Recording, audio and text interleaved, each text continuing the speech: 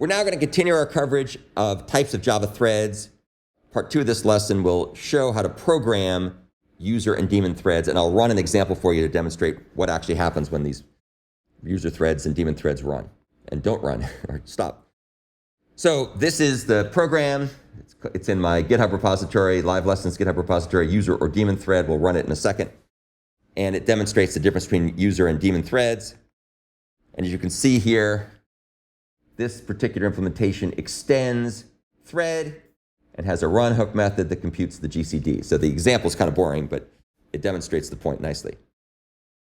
If you launch this program with no command line parameters, the main thread will create a user thread. So if there's no command line parameters, it's false for daemon thread. In this case, when we create this, the parameter daemon thread will be false, so we'll make a user thread. So that's what it's going to look like. There'll be a main thread and a user thread.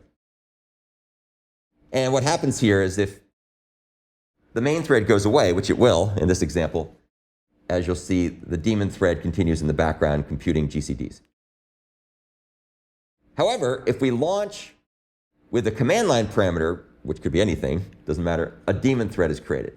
And what will happen there is when the daemon thread will exit when the main thread exits. So the main thread is going to exit, the daemon thread will stop what it's doing at that point, and it will also exit as well. So you'll see the differences between the two approaches. So let's go ahead and take a look at the example, and we're going to see this particular approach is going to implement runnable and extend random. That's just a sort of an implementation detail.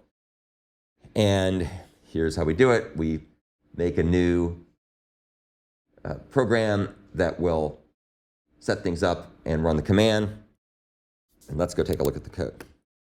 So here's the code that we're going to take a look at. This is called user or daemon thread. And as it says in the comments, it demonstrates the differences between a Java user thread and a Java daemon thread. And let's take a look and see how it works. So as you see, it extends thread. We have a private field that keeps track of whether it's a user thread or a daemon thread, just to make the diagnostics interesting when we print them out. We're going to run this thing 100 million times to make sure the program runs for a while. That's a long time. Here's the constructor of this class. If the parameter daemon thread is Boolean, then we're going to set the thread, which is the object that we've extended from thread. We're going to set its status to be a daemon thread by calling setDaemon true. That setDaemon method is the one we looked at in the previous lesson about key methods in Java threads. And we set the thread type to be daemon. Otherwise, it's a user thread and it's not set to daemon. Here's the simple GCD method. Nothing to see here. We'll move along. Here's the run hook method. This does pretty much what you'd expect. It prints out what kind of thread type it is and what the thread ID is. Prints a welcome message for entering the run method for that kind of thread. And then we run for 100 million times, computing random numbers. And every 10 million iterations, we print something just to see what's going on. Here's the main program. As you can see, if we have no command line arguments, then we're going to run it as a user thread. Otherwise, it's a daemon thread.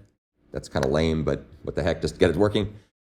We make ourselves a user or daemon thread object with a flag. We start this thread. So this thread start will cause the user or daemon thread object to begin running, which, as you learned earlier, allocates a runtime stack, because this is a traditional Java thread, what will be called platform thread in the future for Project Loom. And so it's going to have its own runtime stack. It's started up. It's off to the races. And then the main thread is going to sleep for 1 second and then exit. So the big question is what will happen if it's a user thread versus a daemon thread. And we can determine that by going to the edit configurations. And I had it set up to be a daemon thread, so let's set it to be a user thread.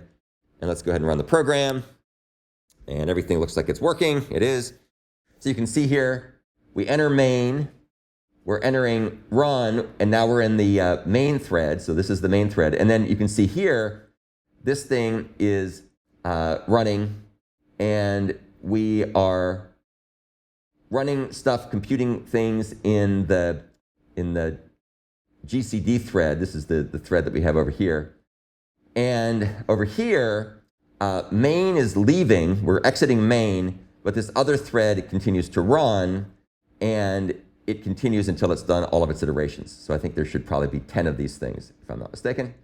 Yes, it looks like that's right. So that's what happens when it's user thread. So even though the main thread returned this user thread, which has this thread ID, thread-0-5 or ~5, main, I think what that says, it's created by the main thread, and that's the thread ID that it's running in. That thread continues to run. So now to invoke different behavior, let's just put a D here for daemon. Doesn't really matter what we give. It just has some command line argument. And now we run the program again, and you can see what happens.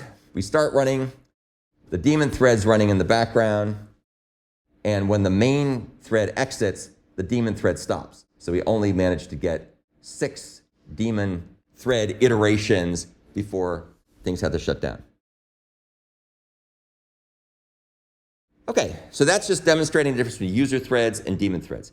For this class, I think everything we're doing is a user thread, but it's important to be aware that there are daemon threads, and if you ever write Java libraries for projects or a job or whatever you do, it could be good to be aware of the fact that daemon threads exist.